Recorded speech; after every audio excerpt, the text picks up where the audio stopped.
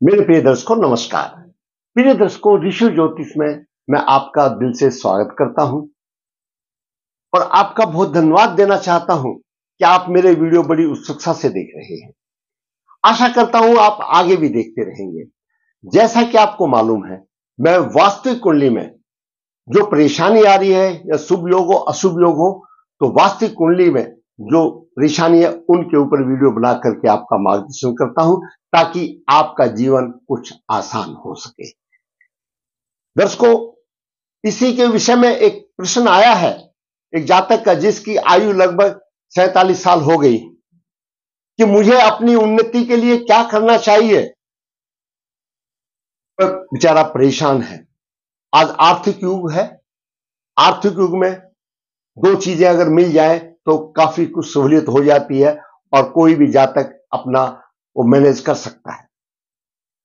अर्थ, धन दौलत, व्यवसाय, कार्य भी। आदमी को काम मिलना चाहिए और काम का पूरा पैसा मिलना चाहिए, फिर कोई भी आदमी हार नहीं मानता। हम कुंडली में विचार करते हैं। सबसे पहले यह लगन का भाव है। लगन जातक स्वयं है तो वह जातक भी होना चाहिए, ठीक होना चाहिए। लगन लगनेश बलवान होना चाहिए, क्योंकि जो भी कुछ मिलेगा उसको तो लगन लगनेश स्वयं का प्रतिनिधि है।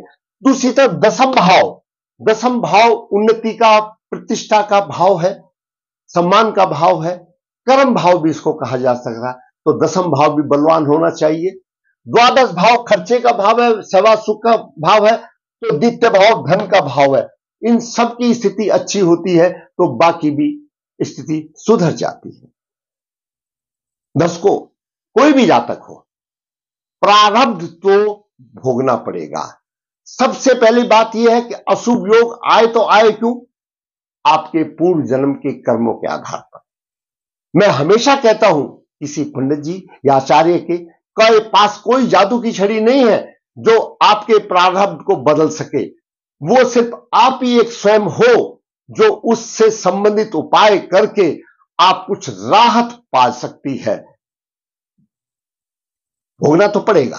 हमने अपने अनुभव में देखा है कि भगवान जिस पर खुश हो जाते हैं तो आपके अगर 10 रुपए खर्च होने तो खर्च तो होंगे, लेकिन उसकी जगह पर इतना दे देगा आपको 10 रुपए महसूस नहीं होंगे। तो आपके कर्म का फल यहां पर भी मिलता है। तो उससे संबंधित कर्म आप करोगे तो आपका जरूर जिस जीवन में जिस स्तर में आप जी रहे उसका फल आपको अवश्य मिलेगा। बात करेंगे कर्म भाव, बात करेंगे लगन लगनेश की। कोई भी जातक की कुंडली हो, ये लगन का भाव का स्वामी और दसम भाव का स्वामी अगर अस्त हो तो अपने आप में समझो अस्त होता है, एक मुरझाया फूल होता है, तो कैसे संभव हो सकता है। दूसरा, सूर्य योग। 7 ग्रह होते हैं, अगर वह किसी भी भाव में 3 भावों में हो तो सूर्य योग माना जाता है। सूर्य योग क्या प्रभाव देगा उसके भी हम आपसे बातचीत करेंगे। निंदा का पात्र बनता है सूर्य योग वाला, निंदा का पात्र बनता है, निष्ठुर बनता है और निर्धन होता है, झगड़ालू होता है और दूसरों की आंखों में चुभने वाला होता है। सूर्य योग का प्रभाव है। फिर वैनाशिक नक्षत्र, जिस जातक का जो जन्म नक्षत्र है उससे 22वां नक्षत्र विनाशकारी होता है। अगर वह अशुभ हो उसका स्वामी तो अशुभता बढ़ जाती है, और शुभ और कारक ग्रह हो तो कुछ परसेंटेज में, कुछ प्रतिशत में हानि होती है, नहीं तो कुछ फल मिल जाता है। ज्योतिष का एक बहुत अच्छा सूत्र है, सूर्य, सूर्य शनि और द्वादश भाव का स्वामी राहु, और राहु अधिष्ट राशि का स्वामी, यानी राहु जिस राशि में है अकेला राहु है, तो ये 5 ग्रह पृथक कारक है। इनका अशुभ प्रभाव हो, अशुभ प्रभाव कहने का मतलब है इनमें से कोई कारक ग्रह भी हो सकता है तो उसको अशुभ नहीं माना जाता। अगर जहां पर भी इनमें से 2 या 2 से अधिक प्रभाव होगा तो उस भाव से पृथकता कर देते हैं, वह भी कुंडली में है। तो चलिए देखते हैं जातक की कुंडली क्या कहती है। उन्नति के लिए कौन सा उपाय करना चाहिए, जातक ये प्रश्न पूछता है मेरे से। तो पहले तो उसके ग्रह देखें, उसके बाद देखेंगे क्या कर सकता है।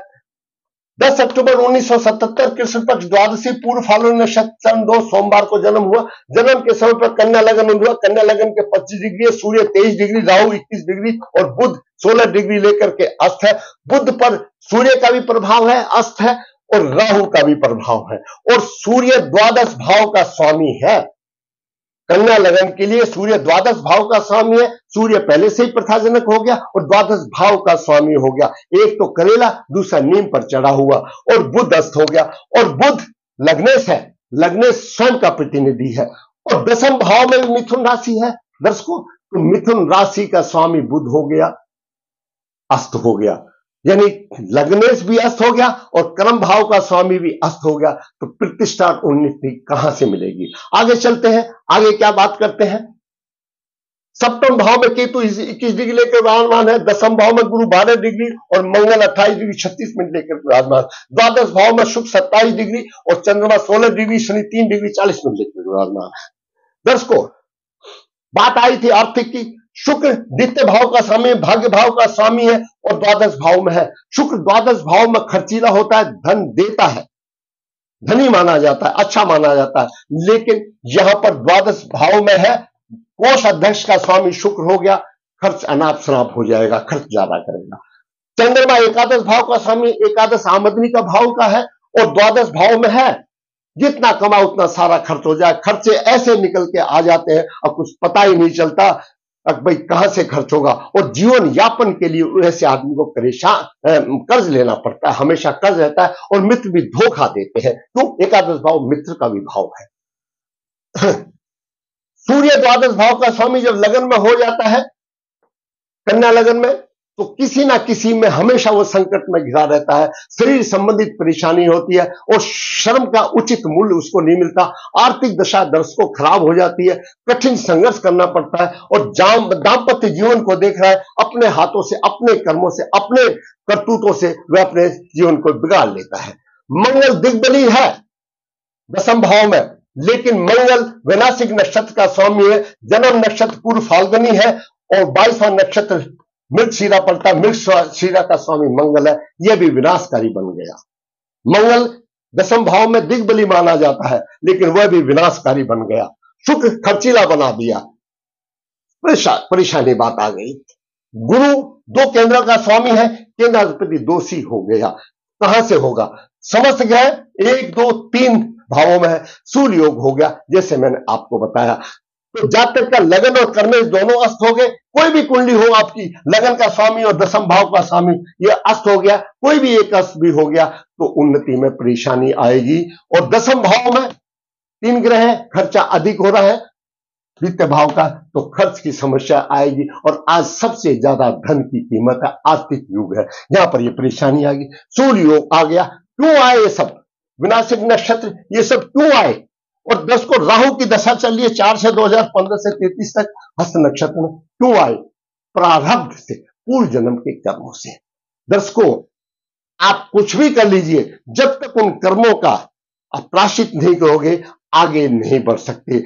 इस कुंडली के आधार पर मैं 110% कह सकता हूं मेरे दर्शकों, उनके कोई पूर्व अशुभ योनि में है, जो कि मुक्ति की कामना चाह रहे हैं। राहु सूर्य का ग्रहण योग भी होगा, बुध राहु का भोग ग्रंथ योग हो गया, काल सर्प योग हो गया, अनंत नामक काल सर्प योग बन गया। संघर्ष में जीवन होगा, वैवाहिक जीवन में कष्ट होगा, मानसिक परेशानी आएगी, और कुटुंब में परेशानी, कई प्रकार की परेशानियां रहेंगी। मानसिक होगा, अपने पूर्वजों की शांति कराना चाहिए और काल सर्प दोष की शांति कराना चाहिए। और दर्शकों, ऐसे जातक को सूर्य को हमेशा नियमित अर्घ देना चाहिए और बुध का रत्न धारण करना चाहिए गले में, और बुध से संबंधित कारत्व कर्म अवश्य करने चाहिए। मैं कहता हूं कि बदला नहीं जा सकता तो जीवन सुधर अवश्य जाएगा, सुधारा जा सकता है और उसकी राह सुधर जाएगी। ये उपाय करें, उसको कहीं ना कहीं अच्छा फायदा मिलेगा।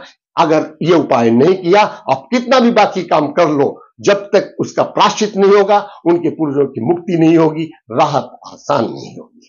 दर्शकों, इस छोटे से वीडियो में मैंने जो एक बेचारा जातक, आज उसकी 77 का जन्म है, 23 और 24 47 साल की आयु है, और वो पूछता है गुरुजी मैं क्या उपाय करूं जो मेरी उन्नति हो। भाई कैसे होगी उन्नति जब खुद ही स्वयं मुरझाया फूल है, लगन लेस स्वयं का प्रतिनिधि मुरझाया फूल है, तो कुछ करना पड़ेगा, कुछ श्रद्धा से करना पड़ेगा। हम तो सिर्फ मार्गदर्शन कर सकते हैं दोस्तों, श्रद्धा तो आपके पास है, कर्म तो आपने करना है और फल भगवान ने देना है। आप करके तो देखिए, आप विश्वास कीजिए, करके देखिए, कुछ ही दिन में आपको पता लग जाएगा, कुछ ना कुछ बदलाव अवश्य होगा। दर्शकों, मैंने छोटे से वीडियो में एक जातक इतने परेशान है, उसमें क्या रोग है, क्या दोष है, क्या उपाय है, उनका वर्णन करके आपका भी मार्गदर्शन किया, उसका भी मार्गदर्शन। अगर आप चाहते हैं कि ये वीडियो, आप जानते हैं कि ये वीडियो किसी दूसरे का भी मार्गदर्शन कर सकता है, मैं कहूंगा कि वीडियो को लाइक करें, शेयर करें, और दोस्तों जिसने मेरा चैनल सब्सक्राइब नहीं किया, सब्सक्राइब है, ताकि मेरे चैनल की ग्रोथ हो और इसी प्रकार मैं आपके साथ वास्तु कुंडली का विश्लेषण करता हूं। ऋषि नर्मदा जी के नद के तट ठीक है, नर्मदे है, यहाँ पर काल सर्पदोष की पूजा की जाती है। जो इच्छुक का संपर्क कर सकता है। ऋषि हाथ से पत्रिका लिखता है, निचोड़ देता है, पूरा मार्गदर्शन जीवन का हो जाता है। जो इच्छुक का संपर्क कर सकता है। अंत में फिर कहूंगा, वीडियो अच्छा लगा तो लाइक करें, शेयर करें, जिसने चैनल सब्सक्राइब नहीं सब्सक्राइब करें। धन्यवाद।